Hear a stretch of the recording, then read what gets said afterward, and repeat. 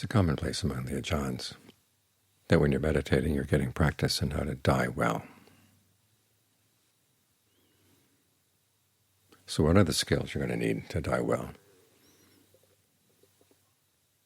And how do you practice them while you meditate? I think of the Buddha's image of a fire going from one house to another. As he said, just as fire requires something to hold on to, in this case it's the wind. The mind requires something to hold on to as well, and it holds on to craving.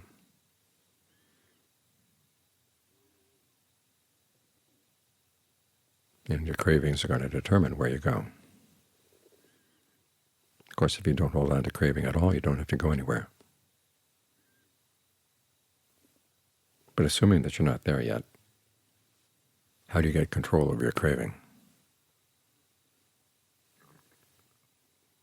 Especially at a time when the body is weak.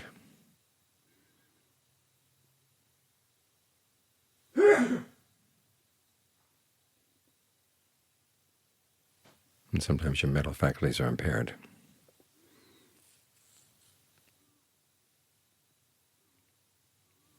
This is what we're learning to do as we meditate, is how to compensate for weakness in the body, impairment in the mind. Think of that formula for right mindfulness. Remaining focused on one thing, something that has nothing to do with sensuality, and putting aside greed and distress with reference to the world. So you're trying to remember what is a good place to stay. And a good place to stay is right with the mind in and of itself, your awareness here in the present moment.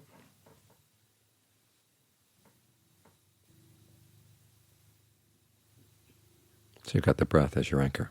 Of course, at that point, there will come a time when you have to let go of the breath, which is why it's good to learn how to stay with the mind. In fact, as you're working with the breath, as Ajahn Lee points out, you're not focused solely on the breath.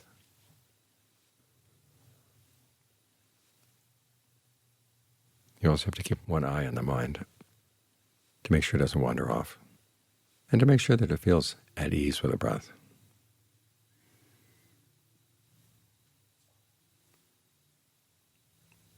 Remember what the Buddha taught about how the suffering that weighs the mind down is the unnecessary suffering we add to things. How are you going to know that? Well, by watching the mind and seeing what are you doing that's weighing the mind down.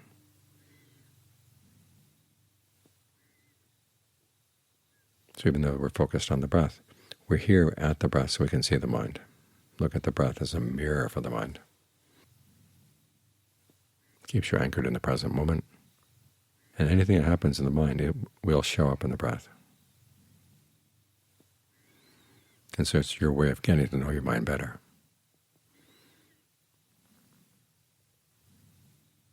And then the other activity you're going to have to master is how to put aside greed and distress with reference to the world, because that can get really strong, especially when you realize you've got to leave this body. Where are you going to go?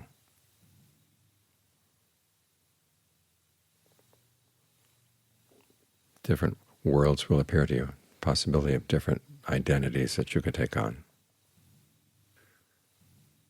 And you want to get used to saying, no, no, no, I don't want to go there. And to giving yourself good reasons for not going, in addition to the skill for learning how to turn off any inclination to go there. Because of the reasons will help. Because sometimes willpower gets weak. But if you've seen clearly the dangers of going to places like that, it's a lot easier to avoid them.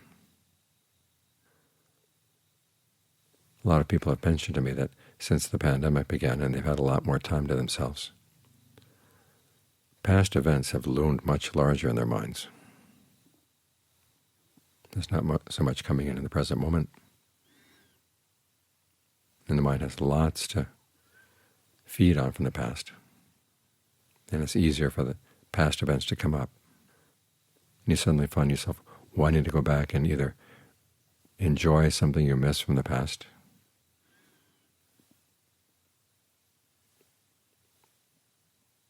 Or to redo something that you handled pretty poorly in the past? You don't want either of those things to be coming up at the moment of death. There's that verse from the Buddha, not hankering after the future, not hankering after the past, seeing what's arising in the present moment and doing your duty right now. That's presented as a way of leading an auspicious life, having an auspicious day, but it's also having an auspicious death. Because you think about the past, so many things that are in your mind about the past are not there anymore. If you were to go back, you wouldn't be able to find them.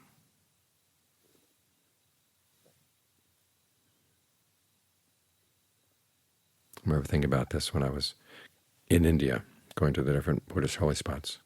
And you'd see these people whose lives were right there. They've been born there. They lived there. They're probably going to die there. Yet they were no longer Buddhists. And they weren't getting much out of the spot. They may have, in a previous lifetime, wanted to be reborn at those spots out of faith. But then the spots have changed, and conditions have changed. The society around those spots has changed.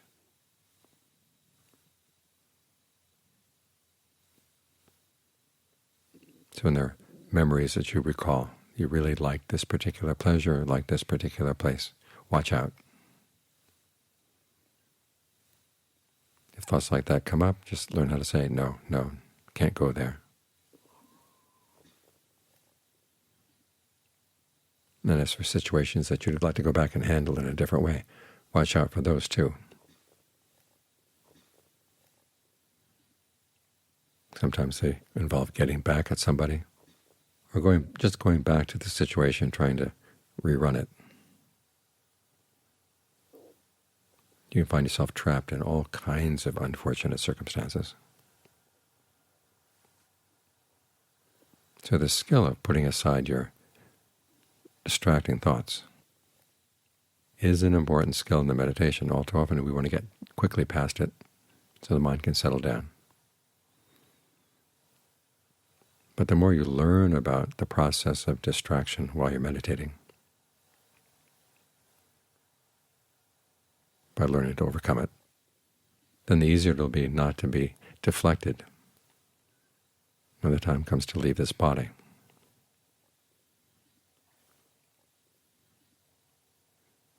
So these are a couple of the skills you're going to need, and these are the skills we're working on right here.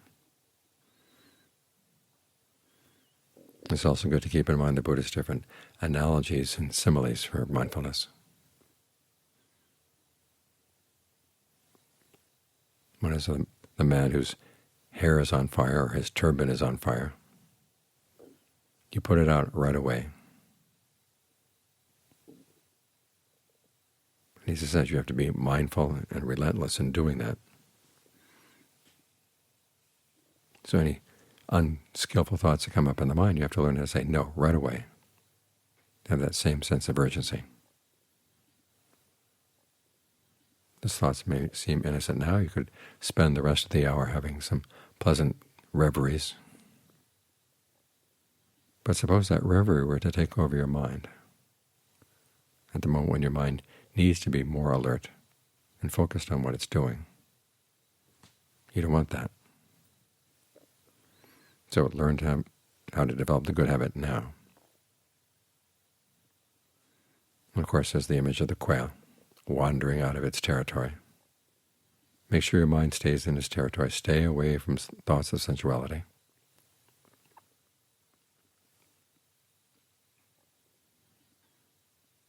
There's the gatekeeper, knowing who to let in, who not to let in.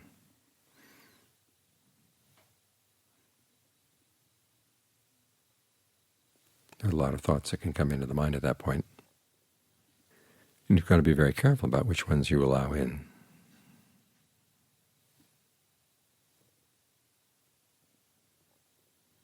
So have a clear sense of what's safe territory and what's not safe territory. and a strong sense of urgency.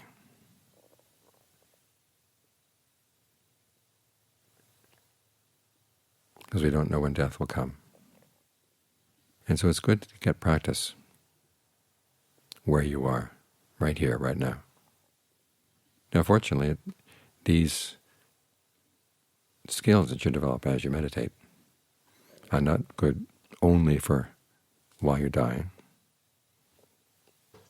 They're good right here, right now.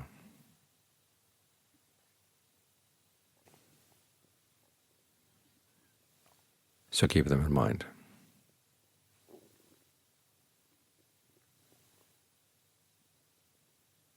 And practice them every day, every day, every day. So they get firmly implanted in your mind.